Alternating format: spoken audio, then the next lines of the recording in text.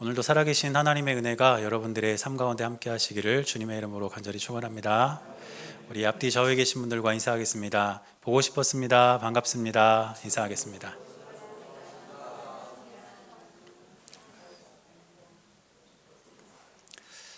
요즘 우리 교회 최고의 이슈는 비가 새느냐 안 새느냐, 그건데 지난주에 비가 많이 왔어요. 그렇죠? 그런데 샜을까요? 안 샜을까요? 비가 안 샜습니다. 근데 비바람도 많이 치고 그래서 저는 셀 거라고 굳게 믿었거든요. 또 제가 지난주에 그 공사하다가 그분들한테 막 우겼잖아요. 분명히 샌다고. 근데 비가 안 새니까 참 마음이 묘하더라고요.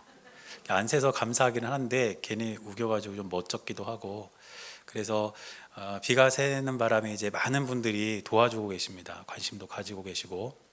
그래서 이번에 장마가 좀 끝나면 이제 원인을 좀 잘 파악을 해가지고 이번에 보수를 좀 하려고 그래요. 그래서 앞으로 비가 새지 않도록 그렇게 한번 해보려고 합니다. 여러분 기도 많이 해주시고 또 관심도 가져주시면 감사를 드리겠습니다. 여러분 혹시 인생 역전 이런 말 들어보셨나요? 어디서 들어보셨어요? 네, 복권, 로또. 복권 파는 데 이렇게 지나가다 보면 그 앞에 제일 크게 써 있는 단어가 아마 인생 역전 뭐 이런 말인 것 같은데, 작년에도 우리 교회 권사님 집사님들 몇 분이 복권 당첨되면 교회 옆에 땅 산다고 그러셨는데 아직 소식이 없어요. 아직 복권 당첨 안 되셨나 봐요. 그런데 과연 이 복권 당첨이 우리의 인생을 정말 역전시킬 수 있을까요? 여러분 어떻게 생각하십니까? 하버드 대학교의 다니엘 길버트 교수라는 분이 심리학과 교수님인데, 이분이 복권 당첨된 사람을 여러 명 이렇게 조사를 해서 연구를 해보셨대요. 그러면서 어떤 결과를 냈냐면, 로또가 주는 행복의 효과는 평균 3개월이 지나면 사라진다, 이런 연구 결과가 있다고 합니다. 그러니까 실제로 로또 복권에 당첨된 사람들을 다 인터뷰해보고 찾아가보고 이렇게 해가지고 연구를 해봤더니 복권으로 인해서 얻게 되는 만족감과 행복은 3개월이 지나면 없어진다는 거예요. 그리고 프랑스 파리 경제대학교에서도 비슷한 연구를 했습니다. 그런데 어떤 결과를 얻었냐면, 복권에 당첨된 사람들은 건강과 경제적 풍요를 누리지 못한다, 이런 연구 결과를 내놓은 그런 보고를 본 적이 있습니다. 실제로 우리나라에서도 242억에 당첨된 사람이 있었습니다. 지금 아무도 안 놀라시네요. 아까 일부 예배 때도 아무도 안 놀라시더라고요. 242만 원이 아니고 242억이에요. 어마어마한 돈이죠. 별거 아닙니까 여러분한테는? 저한테는 진짜 큰 돈인데. 근데 이 돈에 당첨된 사람이 5년 만에 이 재산을 다 탕진했대요. 주식을 하다가 이거를 다 탕진하고 하던 사업도 다 접게 되고, 그리고 나중에는 사기와 절도 이런 것으로 인해서 감옥까지 가게 되는 그런 비참한 삶의 결과를 얻었다는 거예요. 또 미국에서는요, 우리나라 사람보다 훨씬 더 많은 복권에 당첨된 사람이 있습니다. 이번에는 좀 놀랄 준비하세요. 9,300만 달러. 달러라 감이 잘 안 오세요? 우리나라로 바꾸면 1,041억이에요. 1,041억. 세금 다 떼고 남은 게 1,041억이래요. 그래서 제가 계산을 해봤어요. 어떻게 계산해봤냐면, 한 달에 1억씩 쓰면 얼마나 쓸 수 있을까? 그런데 한 달에 1억씩 쓰면 86년 9개월을 쓸 수 있습니다. 어마어마한 돈이죠. 그런데 이렇게 어마어마한 돈에 당첨된 이 사람이 복권 당첨된 지 5년 만에 파산하고, 아내와는 헤어졌고, 외손녀가 이 돈 때문에 마약 중독에 빠졌다가 죽습니다. 그래서 나중에 이 사람이 방송에 나와서 뭐라고 인터뷰를 했냐면, 복권에 당첨됐던 것은 나에게 축복이 아니라 저주였다, 이렇게 이야기를 하는 것을 본 적이 있어요. 이처럼 돈은 우리의 인생을 바꿀 수가 없습니다. 마치 돈이 많이 있으면 우리의 인생이 완전히 뒤바뀔 것 같고 정말 그렇게 될 것을 우리가 꿈꾸며 살지만, 돈은 본질적으로 우리의 인생을 역전시킬 수가 없어요. 그렇다면 우리의 삶과 우리의 인생 또 우리의 가치관을 역전시킬 수 있는 것이 무엇일까? 저는 오직 예수 그리스도만이 우리의 삶을 역전시킬 수 있는 유일한 분이라고 믿습니다. 그렇기 때문에 우리가 하나님을 신실하게 따르고 예수님을 믿는 믿음을 흔들림 없이 우리의 마음 가운데 가지고 살 때에 저와 여러분들의 삶에는 역전의 은혜가 있게 될 줄로 믿습니다. 그래서 우리 삶의 문제를 해결하고 우리를 구원하실 수 있는 우리 예수님만을 바라보며 살아갈 수 있는 은혜가 우리 모두에게 있게 되시기를 주님의 이름으로 간절히 축원합니다. 그리고 지난주에 제가 말씀드렸던 것처럼 이제 오늘은 예수님께서 야이로의 딸과 관련된 그런 본문을 한번 살펴보면서 은혜를 나누려고 하는데, 이 본문 속에서 역전의 은혜를 베푸신 예수님에 대한 이야기가 담겨 있고, 또 이 본문 속에서 어떻게 하면 우리가 역전의 은혜를 누리며 살아갈 수 있는지 몇 가지 원리들이 있습니다. 그래서 그 내용을 한번 좀 살펴보려고 합니다. 제가 지난주에 말씀을 전하면서 혈루병 여인과 야이로의 딸, 이 두 사람의 이야기에 공통점이 있다 이렇게 말씀을 드렸는데, 여러분 혹시 기억나시나 모르겠어요. 두 사람 다 어떤 사람이라고 했죠? 여자라고 했죠. 여자라고 했습니다. 그리고 이 둘 다 몇 년이라는 기간과 관련이 있습니까? 12년. 그렇죠. 그리고 이 두 사람 다 예수님과 터치가 있었어요. 예수님께 닿았다는 그런 공통점이 있었다는 것이죠. 그런데 이 내용을 잘 살펴보면 공통점 안에 차이점이 존재합니다. 자, 어떤 차이점이 있냐면 둘 다 여자였지만 야이로의 딸은 어린 아이였습니다. 그리고 반대로 혈루증 여인은 성인이었죠. 이런 차이가 있어요. 또 이 12년이라는 시간에 대해서도 이 어린 아이에 있어서는 이 시간이 너무나 짧은 시간이었습니다. 12년만 살고 하나님 부름을 받기에는 너무 아쉽고 짧은 시간이었어요. 그러나 혈루병 여인에게는 12년이라는 시간이 너무너무 긴 시간이었습니다. 그 질병으로 인한 고통으로 힘들어하던 시간이 너무 길었다는 거죠. 또 예수님과 닿는 과정에 있어서도 서로 달라요. 야이로의 딸은 예수님께서 만져주셨습니다. 예수님께서 그 아이의 손을 잡아주셨어요. 그러나 혈루증 여인은 반대로 이 여인이 예수님의 옷자락에 손을 대었다는 것이죠. 이처럼 공통점 안에서 차이점이 있다는 것을 우리에게 가르쳐주는 이유가 무엇이겠습니까? 그것은 하나님의 기적, 예수님으로 인한 인생의 역전에는 그 누구에게도 제한이 없다는 거예요. 어떤 특별한 사람, 특별한 환경에 놓여 있는 사람에게만 역전의 은혜가 임하는 것이 아니라 나이가 많든 어리든, 시간을 살아갈 때도 짧은 시간이든 긴 시간이든, 또 예수님께서 내 손을 잡아주시든 내가 예수님의 손을 잡든 어떤 상황이든 간에 우리에게 베풀어 주시는 역전의 은혜는 누구에게나 다 열려 있다는 것입니다. 그러므로 저와 여러분들의 삶을 역전시키고 우리의 삶을 새롭게 하실 예수 그리스도의 은혜가 우리 모두에게 펼쳐져 있다는 사실을 기억하면서 저와 여러분들이 우리를 역전시키실 주님만을 신실하게 따라가는 믿음의 삶을 살아갈 수 있게 되시기를 주님의 이름으로 간절히 축원합니다. 그럼 우리가 어떻게 하면 이런 인생 역전의 은혜를 경험할 수 있을까? 몇 가지 이야기를 좀 나누려고 하는데, 첫째는 우리가 역전의 인생을 경험하기 위해서는 하나님의 말씀을 언제나 나에게 주시는 말씀으로 들어야 합니다. 오늘 본문의 35절을 보면 말씀이 이렇게 시작합니다. 아직 예수께서 말씀하실 때에. 그러니까 지금 예수님께서 혈루증 걸린 이 여인과 대화를 하고 있던 중이라는 거예요. 그리고 그러한 중에 야이로의 집에서 하인이 찾아오게 됩니다. 그렇다면 지금 예수님께서 혈루증 앓는 여인과 대화를 하던 그런 상황 속에서 가장 답답하고 가장 초조한 사람은 누구였을까요? 야이로였을 겁니다. 왜냐하면 회당장 야이로가 자신의 딸이 죽게 되는 절체절명의 순간에 예수님을 찾아왔잖아요. 그런 다음에 예수님, 내 딸이 지금 집에서 죽어가는데 우리 집에 오셔서 내 딸 좀 살려주십시오. 이렇게 이야기했을 때에 예수님께서 그래, 내가 가서 살려주마 하고 야이로의 집으로 가던 중이었단 말입니다. 그런데 그렇게 가던 중에 난데없이 어떤 여자가 한 명 나타나더니 예수님의 옷깃에 손을 대는 거예요. 그러면 그렇게 해서 고침을 받았으면 예수님도 갈 길 가셔야 되니까 그냥 가시면 얼마나 좋아요. 그런데 예수님께서는 가던 걸음을 멈추시고 그 여인을 찾으시고 그 여인과 대화를 하고 계신다는 거예요. 지금 집에서는 내 딸이 죽어가고 있는데. 그러니까 야이로의 입장에서는 지금 이 상황이 나하고는 아무 상관없는 상황처럼, 또 예수님께서 전하시는 말씀도 나하고는 전혀 관련 없는 말씀처럼 들릴 수가 있다는 것입니다. 내 마음은 지금 내 집에 가 있는데, 내 딸에게 가 있는데 왜 예수님 여기서 지체하시나, 이런 마음을 가질 수가 있다는 것이죠. 그러니까 아마 야이로는 예수님께 좀 서운한 마음이 들었을 수도 있었을 거예요.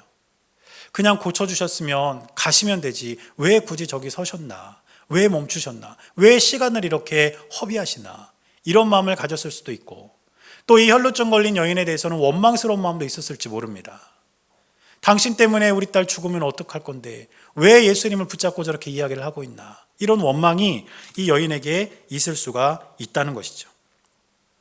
그래서 야이로는 그 상황이 나와는 상관없는 상황, 또 예수님의 말씀도 나하고는 상관없는 말씀, 이렇게 치부해버려도 될 만한 상황을 겪고 있었다는 것입니다. 그렇지만 지금 예수님께서 혈루증 여인과 나누고 있는 이 이야기는 그 여인에게만 해당되는 말씀이 아니었다는 것입니다. 왜냐하면 예수님께서 이 여인에게 하신 말씀 중에 핵심은 믿음이 구원했다, 너의 믿음이 너를 구원했다, 이것이 예수님이 여인에게 전하신 핵심적인 말씀인데, 그 말씀은 모든 사람들에게 해당되는 말씀이었기 때문입니다. 지금 그 자리에는 에워싸 밀 정도로 수많은 사람들이 몰려 있었고, 그 가운데 야이로도 있었습니다. 그러면 예수님께서는 여인을 향해서 내 믿음이 너를 구원했다 말씀하셨지만, 그 말씀은 그 자리에 있는 모든 사람들이 들어야 할 말씀이고 모든 사람들에게 해당되는 진리의 말씀이었다는 사실입니다.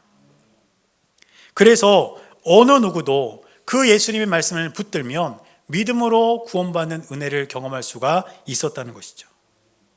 그렇기 때문에 어느 누구도 나와 상관없는 말씀으로 그 말씀을 들을 것이 아니라 여인에게 하신 말씀이지만 그 말씀을 나에게 주시는 말씀으로 들었을 때에 그 자리에서는 믿음으로 인한 구원을 경험한 사람들이 있었을 것이라는 뜻입니다.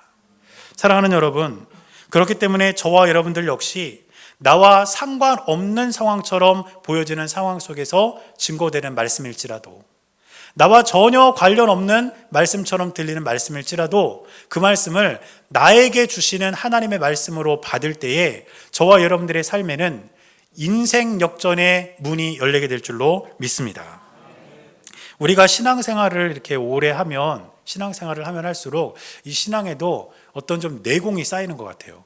그래서 이 신앙생활의 내공이 어느 정도 쌓이냐면, 어느 날 교회를 왔는데 목사님이 설교하는 본문 이렇게 딱 보니까 잘 아는 본문이에요. 그러면 목사의 설교가 어느 정도 머릿속에 그려지는 거예요. 왜냐하면 너무 많이 들었으니까. 예를 들면 시편 23편, 우리에게 잘 아는 말씀 아닙니까? 그럼 이미 다 여러분들은 상상을 하잖아요. 분명히 하나님을 목자라고 비유하겠지, 우리를 양이라고 비유할 테고, 그런 다음에 양의 특성을 이야기할 거야. 양은 눈이 어둡다, 양은 길을 잘 못 찾는다. 그러면 여러분들이 생각하는 그대로 목사님이 이야기를 또 하는 거예요. 그러니까 신앙생활을 하다 보면 그런 일들이 종종 있는 것 같아요. 제가 이제 청소년부 지도할 때 전도사 때인데, 고3짜리 아이가 하나가 여름에 저를 찾아왔어요. 그래서 어쩐 일이냐 그랬더니 이제 수련회 갈 텐데 전도사님 바쁘실까봐 자기가 일정표를 짜봤대요. 그 저한테 이렇게 내미는 거예요, 고3짜리가. 그래서 제가 받아봤거든요. 깜짝 놀랐어요. 왜 놀랐을까요? 제가 생각했던 거하고 똑같아요. 어떻게 이런 일이 일어날 수 있을까요? 이미 경험해 봤거든요. 중학교 1학년 때부터 고등학교 2학년 때까지 5년 정도 수련해 보니까 이제 가서 뭐 할지 눈에 다 들어오는 거예요. 그러니까 몇 시에 도착해서 몇 시에 밥 먹고 몇 시에 예배 드리고, 이 행사는 몇 시에 하고 언제 기도해야 하고, 이런 게 진짜 제가 생각했던 거하고 똑같은 거예요. 우리가 신앙생활을 하다 보면 그런 일이 있을 수 있습니다. 그런데 이런 일에 함정이 있어요. 뭐냐면 너무 익숙한 말씀이기 때문에 나는 그 말씀 알아. 또 어떤 말씀은 나와 상관없는 말씀이야, 이렇게 그 말씀을 흘려 들을 때가 있다는 것입니다. 그러나 아무리 익숙한 말씀이라고 해서 여러분들이 잘 알고 있다고 해도, 또 나와는 전혀 관련 없는 것처럼 들리는 말씀이라고 해도 그 말씀을 나에게 주시는 하나님의 말씀이라고 믿고 그 말씀에 아멘 할 때에 여러분들의 삶에는 하나님께서 주시는 역전의 인생의 문이 열리게 될 줄로 믿습니다. 그래서 어떤 말씀이 여러분들에게 전해지든 간에, 또 여러분들이 어떤 말씀을 성경으로 읽든 간에 그 말씀을 나에게 주시는 하나님의 말씀으로 받고 그 말씀 속에서 길을 찾는 저와 여러분들의 삶이 될 수 있기를 주님의 이름으로 간절히 축원합니다. 그러면 야이로는 예수님께서 혈루증 걸린 여인과 대화하시던 그 말씀을 자신의 말씀으로 받아들였을까요? 저는 그렇다고 생각합니다. 왜냐하면 딸이 죽었다는 소식을 들은 야이로가 예수님을 원망하거나 집으로 가시려는 예수님의 발걸음을 멈춰 세운 기록이 없어요. 계속 예수님께서 그 집으로 가시도록 예수님을 모시고 갔단 말입니다. 그러니까 그 자리에서 혈루증 걸린 여인에게 선포하셨던 그 말씀, 내 믿음이 너를 구원했다. 이 말씀을 자신에게 주시는 말씀으로 받고, 비록 내 딸이 죽는 이 큰 일을 겪고 있지만 그럼에도 불구하고 그 믿음이 나를 구원하는 믿음이라면, 그 믿음이 내 딸을 살릴 수 있는 믿음이라면 분명히 예수님은 내 삶에도 내 딸에게도 역전의 은혜를 주실 것이다. 이 믿음을 가지고 있었다고 믿습니다. 그리고 이 믿음이 여러분들에게 있게 되시기를 주님의 이름으로 간절히 축원합니다. 그리고 우리가 역전의 인생을 경험하려면 우리 안에 있는 두려움을 꺾어내고 예수님을 믿어야 합니다. 믿음의 장애물들이 여러 가지가 있어요. 우리의 믿음을 흔들고 우리의 믿음을 꺾으려는 장애물들이 여러 가지가 있는데 그 중에 하나가 뭐냐면 두려움입니다. 우리가 평탄하게 신앙생활을 하다가도 불현듯 뜻하지 않게 어떤 일을 겪게 됐을 때에 그것이 우리에게 두려움으로 다가오게 되면 신앙의 회의를 느낄 수도 있고 우리의 믿음이 흔들리는 경험을 할 수가 있다는 거예요. 그래서 예수님께서는 오늘 본문에 보니까 딸이 죽었다는 소식을 들은 야이로에게 뭐라고 말씀하시냐면 본문의 36절을 보니까 이렇게 말씀하셨습니다. 예수께서 그 하는 말을 곁에서 들으시고 회당장에게 이르시되 두려워하지 말고 믿기만 하라 하시고, 그냥 믿어라 이렇게 말씀하신 것이 아니고요, 두려워하지 말고 믿기만 하라. 딸이 죽었다는 소식이 너를 두렵게 할 수 있다. 그러나 그 두려움을 꺾어내고 그 두려움을 지워내고 나를 믿어라. 이것이 예수님께서 전하셨던 말씀이라는 것입니다. 그래서 이 두려움이라는 감정은 언제든지 우리의 믿음을 흔들 수 있는 감정입니다. 여러분들이 이 땅을 살아가면서 뜻하지 않게 겪는 일들로 인해 두려움이 여러분들의 마음에 엄습해 올 때에 그 두려움은 우리의 믿음을 흔들 수 있다는 거예요. 그래서 성경에 보면 이 두려움과 믿음에 대해서 같이 이야기하는 내용들이 많이 있습니다. 몇 가지 예를 들어보면 마가복음 4장 35절 이하의 말씀을 보면 예수님께서 제자들과 배를 타고 가시는 장면이 기록되어 있어요. 이제 예수님이 제자들과 배를 타고 이제 건너가시는데 갑자기 광풍이 불면서 배가 뒤집힐 정도로 그런 위기의 상황이 발생이 된 겁니다. 그런데 그때 예수님은 배에서 주무시고 계셨어요. 얼마나 황당해요. 제자들은 죽게 생겼는데. 그러니까 제자들이 예수님을 깨웁니다. 예수님, 배가 지금 뒤집히려고 합니다. 우리 다 죽게 생겼습니다. 어떻게 좀 해주십시오. 이렇게 예수님을 막 흔들어 깨우죠. 그때 예수님께서 제자들에게 뭐라고 말씀하셨냐면 마가복음 4장 40절을 보니까 이렇게 기록하고 있습니다. 이에 제자들에게 이르시되 어찌하여 이렇게 무서워하느냐, 너희가 어찌 믿음이 없느냐 하시니. 무슨 말입니까? 너희들이 지금 믿음이 없기 때문에 두려워하는 것 아니냐. 뒤집어 말하면 너희들은 두려워하지 말고 나를 믿어야 할 것이 아니냐. 내가 너희와 함께 있는데 왜 두려워하느냐. 이렇게 말씀하셨다는 것이죠. 또 마태복음 14장 22절 이하의 말씀을 보면 베드로가 무리를 걷는 장면이 나와요. 예수님께 베드로가 나도 무리를 걷게 해주십시오 이렇게 요청합니다. 그러니까 예수님께서 그래 무리를 걸어라. 그래서 베드로가 무리를 걷다가 바다로 막 빠져 들어가는 거예요. 그때 베드로가 예수님을 향해서 살려주세요 살려주세요 소리치고, 그런 베드로를 향해서 또 예수님도 말씀하십니다. 그 내용이 마태복음 14장 30절과 31절에 기록되어 있습니다. 이렇게 기록됩니다.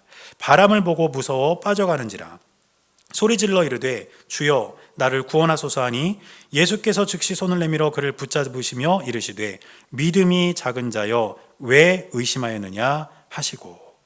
지금 예수님은 두려워서 무서워서 바다에 빠져들어가는 베드로를 향해서 뭐라고 말씀하신 겁니까? 믿음이 작은 자요. 내가 지금 두려워했다는 것은 너의 믿음이 작다는 것이다. 너의 두려움이 너의 믿음의 크기를 작게 했다. 너의 두려움이 너의 믿음을 흔들었다. 지금 이렇게 말씀하시는 것 아니겠습니까? 이처럼 두려움과 믿음은 관련이 있습니다. 그러나 우리에게 예수 그리스도께서 함께 하신다는 사실을 분명히 신뢰한다면 어떤 인생의 두려움 앞에서도 그 두려움을 꺾어내고 예수님만을 믿음으로 신뢰할 수 있는 저와 여러분들의 삶이 될 수 있기를 주님의 이름으로 간절히 축원합니다. 그래서 하나님께서는 우리에게 두려워하지 말라 이 말씀을 끊임없이 말씀하세요. 그래서 우리가 성경을 읽다 보면 두려워하지 말라는 말씀들이 우리가 생각하는 것보다 훨씬 많이 나옵니다. 유대계 루마니아인 목사님 중에 리처드 범브란트라는 목사님이 계십니다. 이분은 어떤 분이냐면 나치의 공산주의 치하에서 저항하다가 투옥이 되셨던 분이에요. 그리고 루마니아가 공산 정권에 이렇게 처하게 되면서 14년 동안이나 감옥에서 옥살이를 하신 분입니다. 그런데 그냥 단순히 감옥에 있었던 그런 정도가 아니고 이분이 그 공산주의에 저항하는 사람들의 어떤 정신적 신앙적인 지주였기 때문에 이 목사님을 수도 없이 고문했어요. 그래서 감옥에 있으면서도 언제 죽을지 모르는 하루하루를 살았던 분입니다. 그러니까 그 마음에 얼마나 큰 두려움이 있었겠습니까? 그래서 이 목사님은 감옥에서 성경 한 권을 가지고 두려움이 몰려올 때마다 그 말씀을 통해서 하나님께서 주시는 힘으로 하루하루를 버텼다는 거예요. 그런데 어느 날 목사님 이렇게 성경 말씀을 읽다 보니까 두려워하지 말라는 말씀들이 굉장히 많이 나오더래요. 그래서 성경을 창세기 1장 1절부터 다시 읽으면서 두려워하지 말라라는 말씀이 나올 때마다 체크를 했답니다.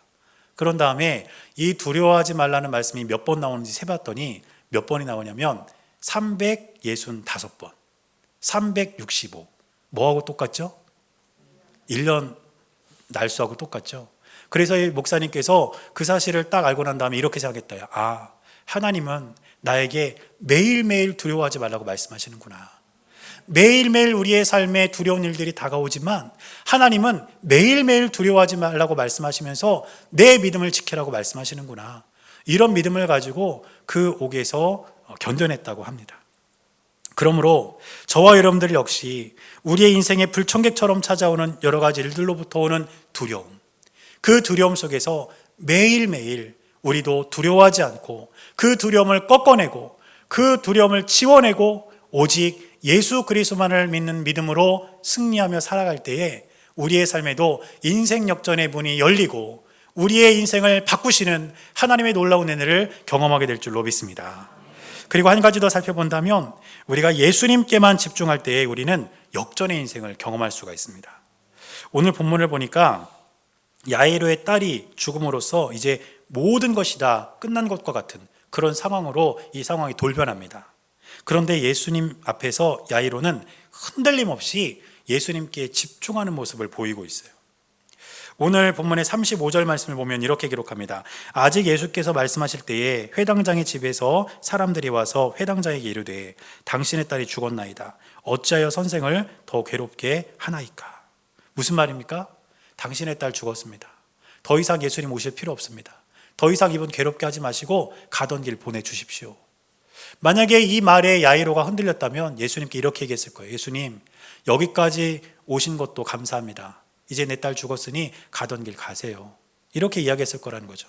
그러나 야이로는 예수님을 끝까지 자기 집으로 모시고 갔습니다. 또 예수님께서 야이로의 집에 가셨을 때 그 집 분위기가 어땠냐면 오늘 본문의 38절을 보니까 이렇게 기록합니다. 회당장의 집에 함께 가자 떠드는 것과 사람들이 울며 심히 통곡함을 보시고.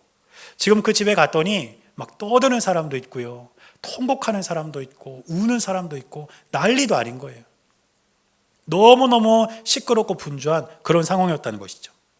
또 같은 내용을 기록한 마태복음을 보니까 여기 피리 부는 사람도 있었대요. 피리 부는 사람. 그럼 장례식장에 웬 피리 부는 사람인가 이런 질문을 할 수 있는데 유대인의 풍습에 따르면 장례가 나면 피리 부는 사람과 곡하는 사람을 돈을 주고 사옵니다. 그래서 죽은 사람을 위해서 또 그 가족들을 위해서 이 피리를 불게 했다는 거예요. 또 애도하게 하고 곡하게 하고 울게 하고 이런 거를 돈 주고 했다는 거예요. 그러니까 이 사람들이 돈 받고 왔으니까 피리를 얼마나 불어댔겠어요. 돈값은 해야 되니까. 또 우는 사람도 돈 받고 울어줘야 되니까 얼마나 애곡을 했겠습니까? 그러니까 그 장면을 상상만 해도 얼마나 시끄럽고 분주한 그런 상황인지 감이 오실 거예요. 또 예수님께서 야이로의 딸에 대해서 이 아이는 죽은 게 아니라 잔다 이렇게 얘기했을 때에 사람들이 어떤 반응을 보였냐면 40절 말씀의 앞부분을 보니까 그들이 비웃더라 이렇게 되어 있습니다. 예수님을 비웃었다는 거예요. 그러니까 지금 그 상황은요, 어떤 상황입니까? 시끄럽고 피리 불고 있고 울고 있고 예수님을 비웃고 있고 조롱하고 있고 이런 일들이 막 한데 뒤섞여가지고 너무너무 분주한, 너무너무 시끄럽고 너무너무 혼란스러운 상황이었을 것이라는 사실입니다. 그런데 야이로는 그런 상황 속에서도 예수님께 대한 집중력을 잃지 않고 흔들리지 않고 예수님을 모시고 자기 딸 앞으로 갔다는 것입니다. 사랑하는 여러분, 어쩌면 우리가 사는 세상도 야이로의 집과 같은 모습 아닐까요? 눈만 들어보면 혼란스럽고 시끄러운 세상이 우리 눈앞에 펼쳐지고 귀로 들리는 소식은 너무너무나 불안하고 두려움에 가득 찬 그런 부정적인 뉴스들이 쏟아지지 않습니까? 그런데다가 혹시라도 내가 교회에 다닌다고 하면, 내가 예수 믿는다고 하면 우리를 조롱하는 손가락질, 우리를 비웃는 비웃음, 그런 마음들이, 그러한 이야기들이 우리의 마음을 상하게 하기도 하지 않습니까? 한마디로 우리는 예수님께 집중할 수 없는 상황 속에서 놓여 살아가고 있지 않냐는 것이죠. 그러나 그런 세상이라 할지라도 우리가 그 세상 한복판에서 오직 예수님께만 집중해서 예수님의 말씀을 듣고 예수님께 기도하고 예수님이 내 삶에 이루실 일을 기대하며 하루하루를 살아갈 때에 우리의 삶에는 인생 역전의 문이 열리게 될 줄로 믿습니다. 그리고 저와 여러분들이 그 은혜를 누리며 살아가는 은혜가 있게 될 줄로 믿습니다. 그리고 이제 예수님께서 야이로의 딸에게 다가가십니다. 그리고 이 딸을 향하여 말씀하십니다. 오늘 본문의 41절을 보니까 이렇게 기록합니다. 그 아이의 손을 잡고 이르시되 달리다굼 하시니, 번역하면 곧 내가 내게 말하노니 소녀야 일어나라 하심이라. 지금 예수님께서는 소녀의 손을 잡고 달리다굼 이렇게 말씀하셨어요. 그런데 그 당시에 예수님께서 활동하시던 그 시대에는 아람어라는 언어를 썼습니다. 그런데 이 아람어로 달리다굼은 탈리타 쿰 이런 말이에요. 그런데 이 말은 두 단어가 합쳐진 말입니다. 하나는 탈리타, 이거는 소녀 이런 의미고요. 쿰은 일어나다 이런 뜻이에요. 그러니까 탈리타 쿰, 달리다 굼, 이것은 오늘 우리 성경에서 적절히 번역하고 있는 것처럼 소녀야 일어나라 이런 뜻이라는 말입니다. 그런데 이 달리다굼이라는 말이 뭐 어떤 기적을 일으킬 때 쓰는 그런 말이 아니고 일상 속에서 썼던 말이라고 해요. 그러니까 뭐냐면 아침에 엄마가 아이를 깨울 때 쓰는 말이 바로 이 말이에요. 아이에게 가가지고 달리다굼 하는 거예요. 아이야 일어나야지. 이렇게 자녀를 깨울 때 쓰던 말이 달리다굼이라는 말이라는 것입니다. 그러니까 일상적인 말이라는 뜻이죠. 잠에 들었던 아이, 그래서 어쩌면 아무것도 할 수 없는 상황에 놓였던 그 아이가 달리다굼이라는 엄마의 목소리를 들으면 기지개를 켜고 일어나는 거예요. 그리고 하루를 시작하는 거예요.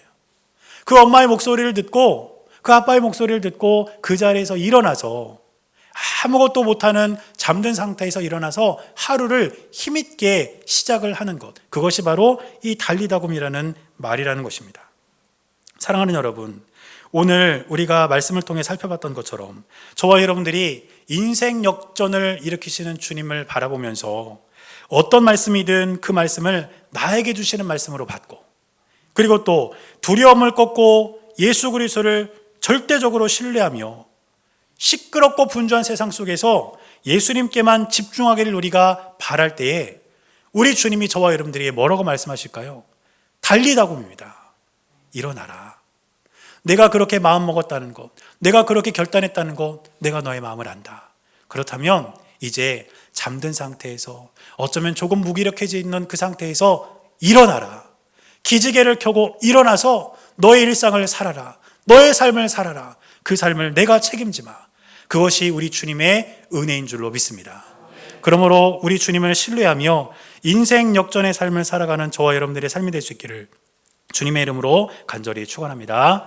기도하겠습니다. 사랑하는 주님, 우리가 이 땅을 살아가며 세상적인 가치에서 우리의 삶과 가치관이 역전되는 것을 기대하지 않게 하시고 오직 예수 그리스도를 믿는 믿음 안에서 하나님만을 신뢰하며 주님께로 더 가까이 나갈 수 있도록 우리 삶을 인도하여 주옵소서. 그래서 우리 삶을 붙드시고 인생 역전의 문을 여시고 우리의 삶을 인도하실 주님만을 끝까지 신뢰하며 한결같이 주님만을 따라 살아가는 우리 모두의 삶이 될 수 있도록 은혜를 내려 주시옵소서. 우리 주님께서 언제나 우리와 함께하여 주실 것을 믿으며 살아계신 예수님의 이름으로 간절히 기도드렸습니다. 아멘.